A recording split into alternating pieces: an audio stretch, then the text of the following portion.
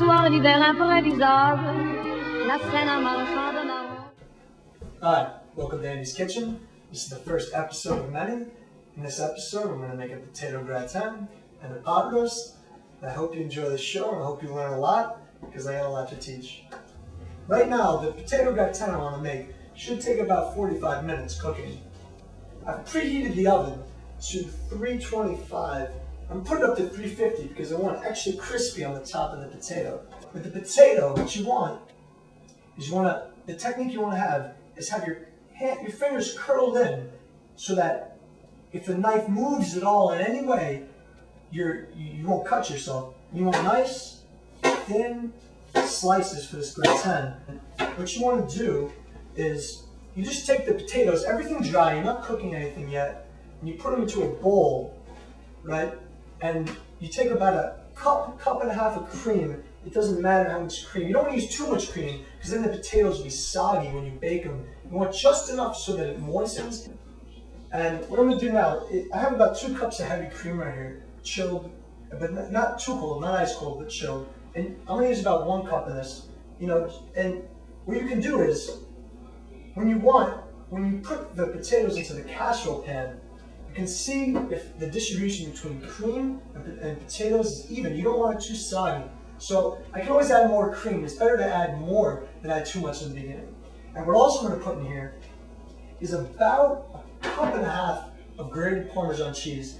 So you just dump it all in like this. I'm not going to use all the cheese. I want to save a little bit because what I'm going to do is I'm going to put this on top of the casserole pan while I'm baking it, and provide like a little bit of a crust on top with the potatoes and look beautiful.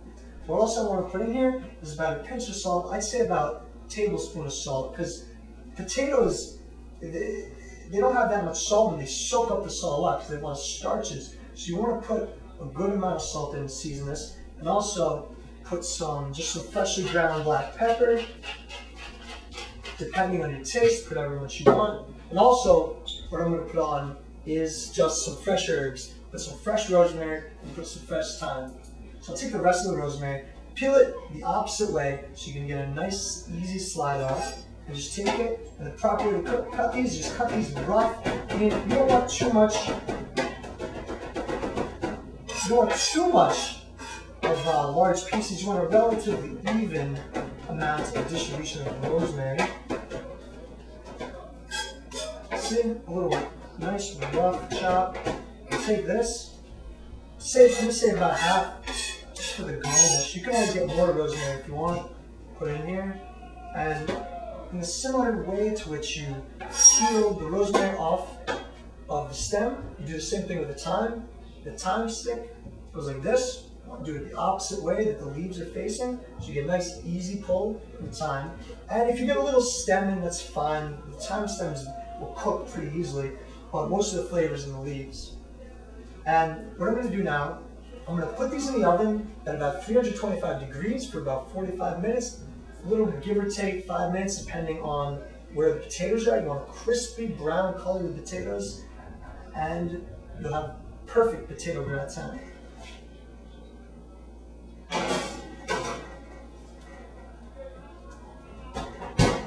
Alright, now what we want to do is we're making a pot roast.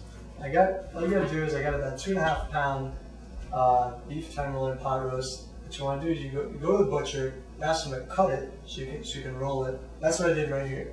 And I'm not going to make a marinade with this. Normally you could marinate the night before, it's fine. But what I'm going to do is I'm going to make a rub, an herb, garlicky kind of a rub. So you do is you take about 2 tablespoons of olive oil, good amount of olive oil, it's maybe 3 tablespoons.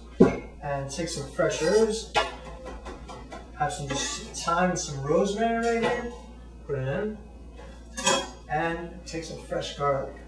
Take the garlic, take the flat part of your knife on top and go smash it. Don't be afraid you're not going to hurt your knife, and easily the outside comes right off. So I'm putting about 3 cloves of garlic into my roast. I'm going to make into my rub, but I'm also going to put more garlic into the roast. Slightly mince this. It doesn't have to be perfect, but I give it a nice mince.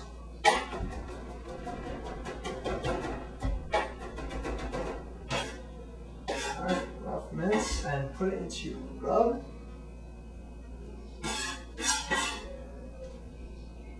And just take a spoon and kind of mash it around a little bit.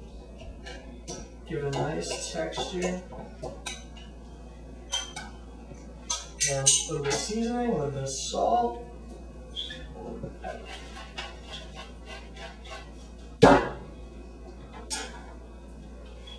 Mix it around. Take your roast. Put it flat on your cutting board. Never use the same cutting board when you use meat and vegetables. Always use the meat afterwards. But in this case, I did the vegetables first, so I can use the meat afterwards. So take your rub, and this will be the inside. And just kind of rub it around. Look at the color, it's beautiful.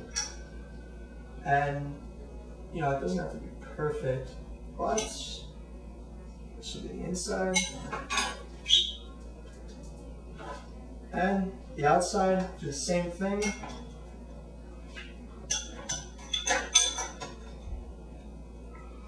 Rub it around. Don't be afraid to get dirty either, because when you're cooking, if you're making a beautiful meal, you gotta get dirty sometimes. I'm gonna put whole pieces of garlic into my roast right now. As you can see, you don't have to stuff it in or anything. But this garlic, the aromas of this garlic, I can already smell it right now. The aromas that this garlic will give off inside your roast is definitely worth the trouble. Not really trouble, smell. Beautiful. Alright. What I have here is just some twine. This is just regular string. You get this at any hardware store. Or you can ask your butcher for string. You just ask him to string a tie up a roast. He'd be glad to give it to you. He or she would be glad to give it to you. So, just take your roast, roll it up tightly. What you want to do is you want to put a firm knot right here and another knot. So you want a nice tight knot so that it'll hold up. And the technique that you want to do is you take, this is a small roast, about 2.5 pounds, but a large one. Take this part, and you hold it with one finger here, and you go all the way around the roast, and then you slide it through. Take it again, tighten it, and you're good to go one more time.